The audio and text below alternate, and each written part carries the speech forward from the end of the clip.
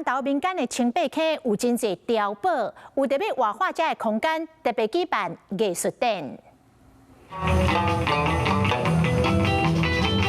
听专业的老师演奏音乐，为民间乡碉堡艺术展览增加无同款的气氛。民间乡公所伫咧清北溪7星电地园区举办民间碉堡艺术展览，透过艺术的方式，让民众更加了解园区的历史。结合了我们周边的寿天宫的宗教哈，所以说把它发展成为一个七星阵地啦哈。